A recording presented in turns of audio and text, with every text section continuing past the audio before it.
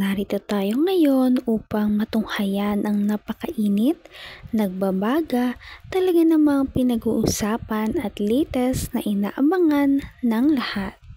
Ang latest update sa buhay ni Ate Erica at ang gulong nangyayaring kasalukuyan sa pamilya nila.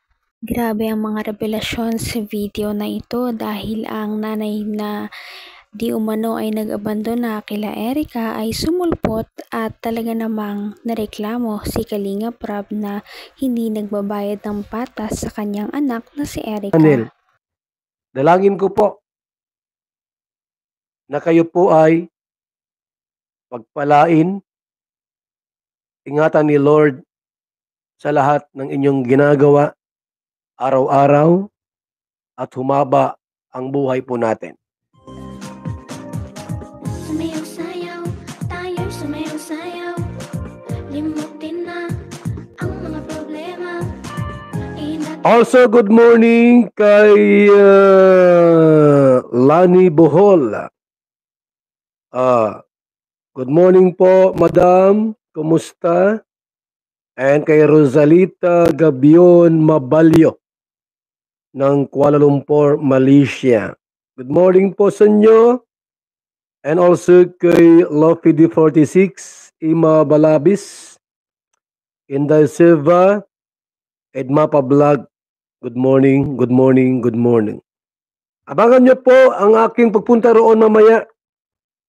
At pupunta si Val Santos Matubang para tulungan ang isang ginang na may reklamo sa ating tanggapan. Ang ina ni Erica. Sapagkat siya po ay inapi at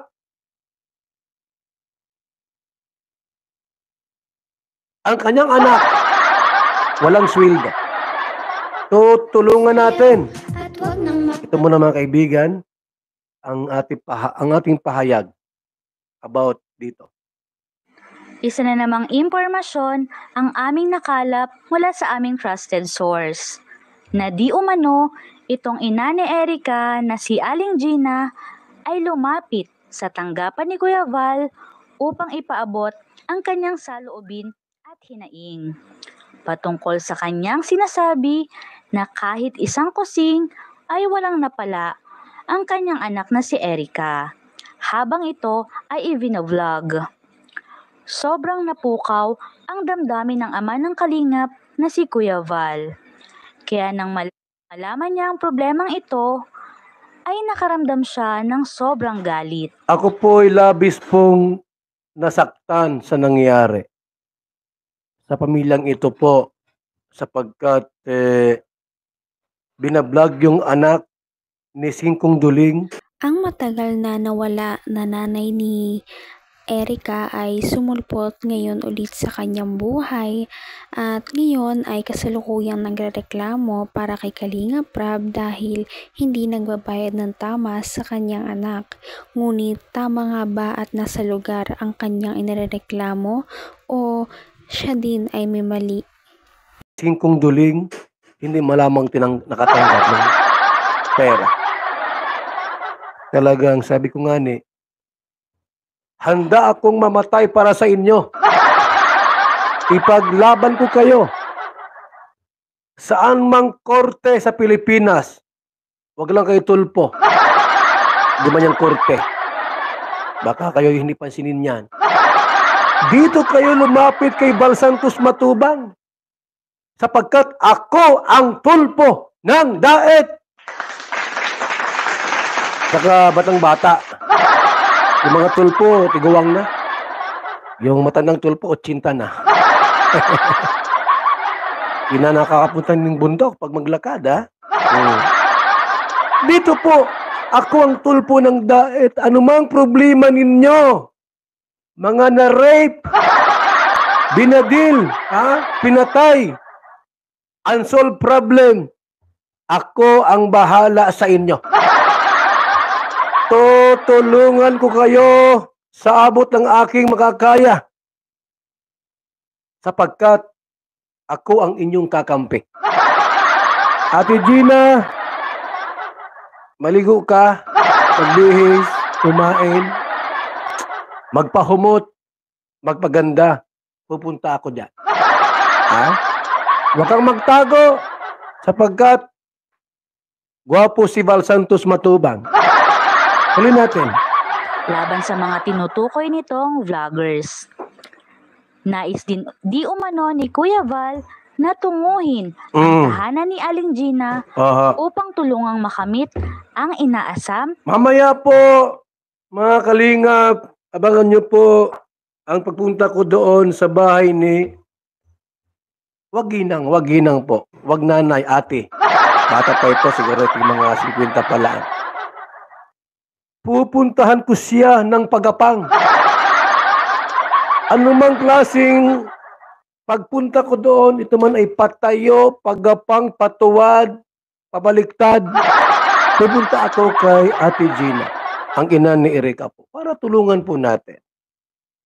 Di ako mabigay ng bigas. Mayaman naman na yan. Marami na yung kwarta. Andiyan si John A. Iwan ng kwarta, gulping maray. Timba-timbang kwarta yan eh. Mabigay kang bugas. Huwag na. Ha? At yan ay hindi talaga papalagpasin ni Kalingap Val Santos Matubang dahil sinabi niya na siya daw ang tulfo ng Camarines Sur. At dahil dito ay naasahan siya ng mama ni Ate Erika na si Aling Gina na lutasin ang problema na ito. Kaya sa susunod ay pupuntahan niya daw sa bahay ni Ate Gina ito. Ang concern ko lang po sa kanila ay matulungan natin. Sapagkat may vlogger daw po na binablog yung anak. Hindi po binibigyan ng kwarta. After ng vlog, wala daw pong binibigay na pera doon sa anak. Alamin natin ang katotohanan. Sapagkat sinasabi, ang katotohanan ang magpapalaya sa tao. Huwag kang umalis at pupuntahan kita. Ate. At ninanais na hustisya. Lubos na nakahahabag talaga itong si Aling Gina. Oo nga po. Naway malampasan niya ang matinding pagsubok na ito sa kanyang buhay. Nawa po, malampasan niya po. Para sa karagdagang detalye at paglilinaw ng iba pang aligasyon, ay pakinggan at panoorin sa live program ni Kuya Val Santos Matubang. Magandang gabi mga kalingap. Gagawa ko ng mga kaibigan, ng isang introduction. Ito na, ang inyong abang lingkod. Val Santos Matubang, ang tulpo ng daet. Handang tumulong sa mga naaapi. Inaalipusta at hinahamak. Val Santos Matubang, ang inyong kailangan upang kayo ay magtagumpay. Ito po, may isang video clip dito ating pakinggan. Itong bruhang ito. Ano ba itong? Si Bopil pala. Bopil. Gumawa siya ng short video.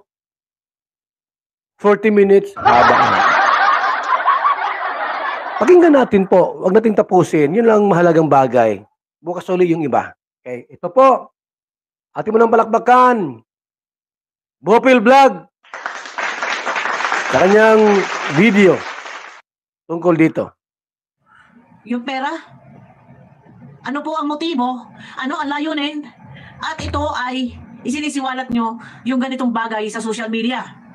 Ano po ang motibo? Anong layunin? Layunin bang ipahiya? O layunin bang mabawi?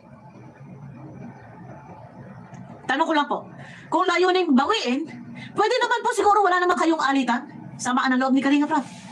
Pwede naman po siguro na kayo ay nag-inbox, kinausap nyo naman si Sinan o yung nagpadala. Grabe talaga ang mga revelasyong nalaman natin sa video na ito. Ano na kaya ang mangyayari sa pamilya ni Ate Erika? At hanggang dito na lamang muna magtatapos ang ating napakainit, nagbabaga at pinakainaabangan na latest issue ni Ate Erika. At yan ay pagpapatuloy natin sa ating mga susunod na video. Hanggang sa muli, maraming salamat sa panonood. Bye!